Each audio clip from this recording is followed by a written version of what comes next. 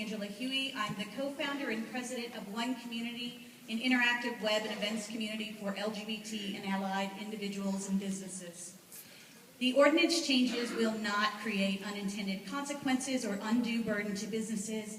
In fact, of the 1,200 public complaints filed last year, the EOD found 6 employment claims and 1 public accommodations claim that potentially had merit and were investigated.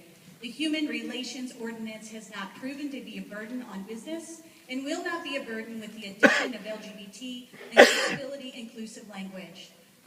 Phoenix is an incredibly diverse city with an estimated 6.4% of our population being LGBT and another 18% being disabled. We are talking about 25% of our city. We must have equal protection for all Phoenix employees, residents, and consumers.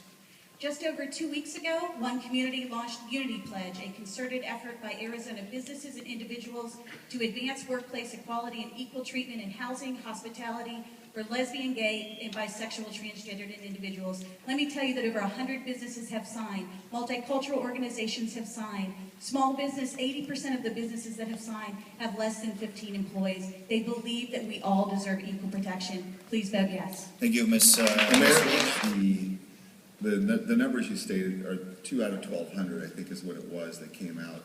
If there isn't a problem, and only 2 of those out of the 1,200, why the ordinance? Why would you feel, why do you want the ordinance if there is no problem? Ms. Hughey, how it works is the question's directed to me and then I'll hand it over to you. So Ms. Hughey, please answer the question. I didn't know I was going to get questions. So. No, but I'm just, that was one of my listed questions anyways, but why have an ordinance for something that doesn't have a problem?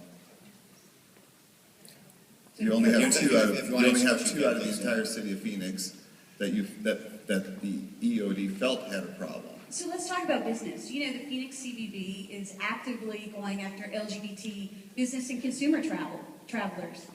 We are a top 20 destination in the hospitality industry with LGBT business and consumers, and yet you can deny me access at the inn or in restaurants. No one's denying you. Councilman, just let me finish the question, and then if you have a follow-up, please go. But Ms. Hughey, finish your answer, please. The reality is we do not have equal protections under the law. We can be fired simply because we are gay or transgendered. We can be denied access to public accommodations, and we can be discriminated against in housing. That's the reality. We deserve equal protections under the law.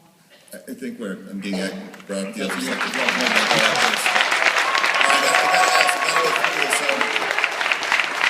We have no way of formally enforcing, but politely I would request that as people make comments that we have to keep the clapping and the outbursts to minimum before to get through it. Ms. Hughey, did you have a chance to finish the answer that you were trying to give to the question? Well, okay. We're already in the Councilman, do you have a statement, please? Councilman Simplot? Was I done? Councilman Simplot, please. I guess a point of order, Mayor. May I request that we not ask our speakers direct questions or question the validity of their comments, their personal views, no matter which side of the issue they're on. And Mayor, I would ask that we continue that through the rest of this proceeding. Again, knowing that this is a very passionate issue, I think it's more important that we hear their comments and their point of view, not that we challenge those points of view. I think it's no challenge. I think it was handled very respectfully. I was just curious what the point was because that was something that was going to deal with it. You can't keep shutting this down on my end of it, okay? You got to stop that part of it. We rushed them through. I'm going to point something out now. We rushed this meeting while people were still waiting outside. We're rushing this proposal. We're now not even allowed to ask a simple, I thought it was an incredibly polite question. And now this whole thing is getting out of control, Mayor. And I'm asking for a little civility that I'm allowed to ask questions. And if people do come up, I'm going to ask them questions. I have a right to do that as a councilman. Thank you very much. The next speaker.